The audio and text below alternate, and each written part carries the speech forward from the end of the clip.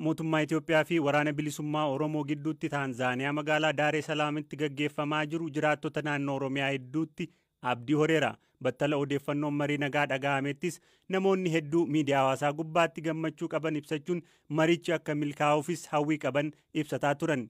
Yaada namoonni kutaalee Oromiyaa garaagaraa irraa BBC'tti himan hiikaa fi tasaa akkanatti dhiyeessa.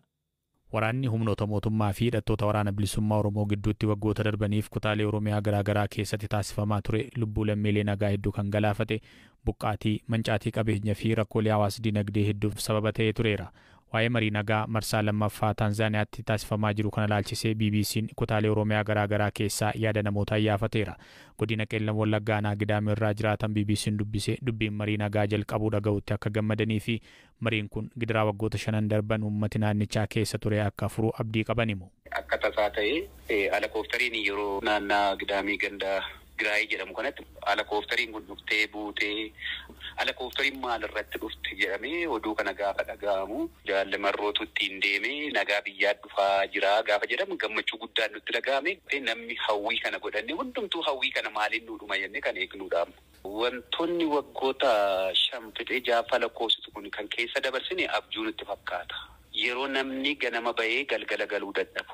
Yeroo maatii isaa wajjin nagaa jiraachuu dadhabu. Awwaala dhabamee bineensaan nyaatamee kan ture. Beelliif golfaan illee kan biyya keenya kana mandheetii godhatee itti galeedha. Kan firri boo'een awwaallanne jira. Kan gubate jira. Bara lubbuun namaa gatii itti dhabe. Bara ilmi namaa waan irratti mirga hin qabne. Innichi guddaan marii nagaa kana keessatti Waaqayyo argamu jedhee narraa eega. Sababa kanaaf isaan mataan isaanii yaadanii akka gara furmaataatti adeemanidha kan nu barbaadu. Seenaan bormaallaan jedha kan jedhu yaaduutu isaanirra jira. Kanaaf immoo inni daggala jirus guyyaa tokko aara galfii akka inni qabatu inni mootummaadha ta'es dhala uummataa kana isa bira jiru kanaafis akka yaaduuf Waaqayyo sammuu yaadu isaaniif haa kennu jechuudha kana nawu. Uummanni Oromoo dhukkuba namni isaaf hin beekne dhukkubsachaa ture kan jedhan jiraatan godina Wallagga Lixaa aanaa mana Sibuurraa BBC'f yaada kennan mariin kun haxxummaan osoo hin taane dhuga qabeessan yoo gaggeeffame dhibee uummata kana akka furu dubbatu. Dhugaadhumatti uummanni Oromoo gara dhiyaa jiru mootummaa Oromiyaa jechuun dandeenya waggoottan 5 kana keessa rakkoo gadadoo hamaa keessa ture kuba namni isaan beekne dhukkubsachaa ture hariiroon hawaasa gidduu jiru badee beelli dhufee buqqa'iinsi dhufee hospitaalli qoricha dhabee gadadoo baay'ee keessa ture ammas keessa jira. Garuu immoo araarri kun dhugaadhumatti uummata Oromoo dhaabatu yoo ta'e gama lamaanuutiin waan uummanni gadadoo rakkina uummanni keessa jiru kana infra inni abdii guddaa irra kaa'annee uummanni obsaan eegaa jira. Haxxummaan yoo keessa araara kana keessa jiraate ammas milkaa'uu hin danda'u ammas gadadoo rakkinni uummata kanaa uumatti fufa jedhee shakka. Magaalaa Hoolotaa irraa jiraattuun BBC'n dubbise ammoo mariin nagaa eegaluu isaatti gammachuu qabanii fi araarri osoo bu'ee uummanni aara galfii argataa jedhu. Waa'ee marii nagaa kanaaf miidiyaa hawaasaa irratti hin argine. Gammachuutu natti dhaga'ame maaliif uummanni Oromoo osoo tokko ta'ee irra caala gaariidha yaada jedhuun qabaan. Uummanni bakkaa bakkatti buqqa'ee qotee bulaan irree akka garaasaatti oomisha isaa yookiin immoo qonna isaatillee qotachuu danda'an jiru. Buqqaatiin immoo hedduudha. Kisaaraan uummata Oromoo irraa qaqqabee hedduudha. Lubbuu namaarra ga'e qabeenyaan barbadaa'e. Kana kan jedhamu miti. Amma nageenyi uumamee araarri kun bu'ee gaariidha yaada jedhuun qaba. Deetaa Ministeera Nagaa Itoophiyaa kan ta'an obbo Taayyee Danda'a fuula miidiyaa hawaasaa isaanii gubbaatti immoo lafa nagaan hin jirremtuu hin jiru jechuun amma mariin marsaa lammataa deemaa jira. Kun sabaaf abdii guddaa dukkana keessaa mul'atudha. Akka milkii guutuun goolabamu hawwina. Namoota fi qaamota nagaa uummata keenyaaf jecha rakkoo kana mariin furuuf hojjetaa jiran mara ni galateeffanna jedhan. Keessoo isaa Libaanos godhatee fi diinummaa Izraa'elii fi biyyoota lixaa qabu Hezbollaa ajjechaan Izraa'el uummata nagaa Gaazaa irratti raawwachaa jirtu baha giddu galaa keessatti goolama hamaa uumuu danda'a jedhe. Hoogganaa itti aanaan garee kanaa Sheekh Na'iim Qasiim addatti BBC waliin gaaffiif deebii taasisaniin haala akkamii keessatti Izraa'el waliin lola guutuutti galuu akka danda'an dubbataniiru. US fi Biriiteeniin garee shoror keessaa jedhamuu isaanii irratti yaada kennaniin eegalla.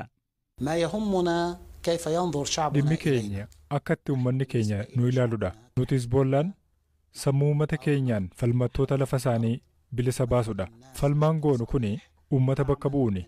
Nuti dhaaba fedha uummataa tajaajilu. Egeree uummataa bareechuudhaaf hojjetu. Ameerikaa fi Biriteen Israa'el biyya lafa namaa weerartuu fi humna yakkaa sababa deeggaraniif Hizbollaa irratti ejjennoo siyaasaa qabataniiru. Kanaaf yoo isaan shororkeessaa nuun jedhan iyyuu labsiin isaanii kun sirrii miti. Nuti Ameerikaan qaama shororkeessaa isa guddaadha jennee fudhanna. Sababiin isaas haqarratti hin hundooftu. Fedha uummataan tajaajiltu. Biriitaanis akkasuma. Garee Iraanitti hidhata qaban ta'uu hin haallu ka jedhan Na'iim Qasim Iraan biyya haqaa fi mirga uummataaf dhaabbattedha jedhan. Walabummaa Filisxeemitti ni amantis jechuun sababa Iraan waliin hariiroo cimsataniif dubbatan. Hariiroon isaanii kun uummata naannicha jiru akka fayyadu siman. Hezbollaan hariiroo Iraanii fi hidhattoota kaan waliin qaburraa kaka'e misaayilotaa fi rokkeetti akkasumas waraana gurguddaa harkaa qaba. Gareen kun haala akkamii keessatti meeshaalee waraanaa gurguddaa kana Israa'el irratti dhukaasuu akka danda'u gaafatamaniiru. Nuti falmattoota mirgaati. Warra of ittisudha. Israa'el yoo nu weerarte yookiin immoo yoo nu aleelte deebii ni kennina. Kanaaf Israa'el waliin walitti bu'insa eegaluudhaaf karoora hin qabnu. Garuu immoo Israa'el aleellaa nurratti yoo raawwatte deebii kennuudhaaf kutatoodha. Weerara hanqisuudhaaf injifannoo akka hin arganne yookiin immoo bu'aa irraa akka hin arganneef jecha sadarkaa olaanaatti deebii laannaaf ga'umsi keenya qolannoo irratti hundaa'e. Kanaaf humna waraanaa keenya cimsuu itti fufna. Kan jabeessaa deemna immoo Israa'el afaan akkasii malee waan hin hubanneefi. Israa'el humnaan malee hin ittifamtu. Israa'el yookaan Ameerikaan Iraaniin yoo haleelte'oo isin humna qabdan fayyadamtanii Israa'eliin ni loltuu gaaffii jedhuuf deebii kana kennan. Maal ta'uu akka danda'u hin beeku. Wanti hin beeku garuu weerarri sadarkaa akka kanaa naannicha guutummaatti akka raasudha. Ammeenyi guddaan naannichatti yoo dhufu naannicha guutuutti ibidda qabsiisa. Warri weeraricha eegalanis gaafatama guddaa fudhatu. Deebii qolannaa guddaa kennamuufis akkasuma. Kan akka dhaadannaatti fudhachuu dandeessa garuu Israa'el waliin hariiroo jiruun uummata naannichaa fi ofii keenya mirga balaarraa qolachuu qabna. Haala amma jiruun carraan Israa'el waliin waraanatti galuu xiqqaadha. Sababiin isaa immoo Israa'el fi Hizbollaa, Hamaasii fi Jihaad gidduu humni walirraa qolachuu madaalawaadha. Kun waraanni akka hin jiraanne ittisa. Yoo lolli ka'e bu'aansaa maal akka ta'u tilmaamuun isaan hin amansiisu. Amaaraa bakkeewwan garaagaraatti torbee darbe kaasee waraana mootummaa fi hidhattoota faannoo gidduutti lolli cimaan gaggeeffamaa jiraachuu jiraattonni ni dubbatu.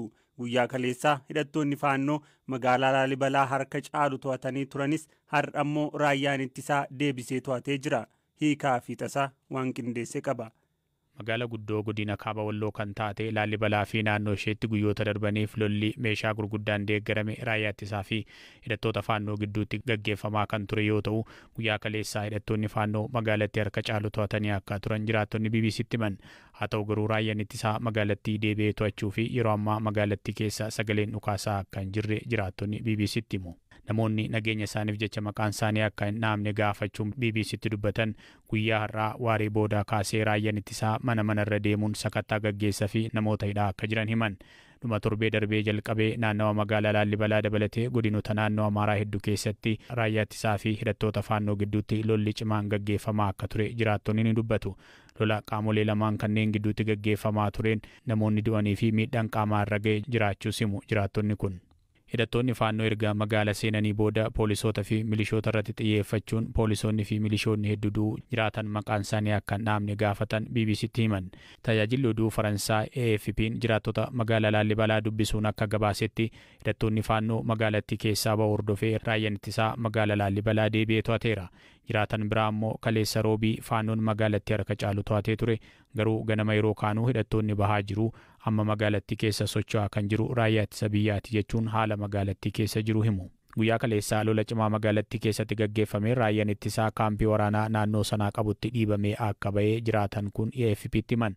Ji'a waxabajjii keessaa naannoo Amaaraatti sochiin hidhattootaa cimuun magaalota hedduu to'achuun wal qabatee magaalli Laalibalaas guyyoota muraasaaf harka hidhattootaa turte. Raayyaan ittisaa haleellaa deebisee gaggeesseen magaalattii deebisee to'ate.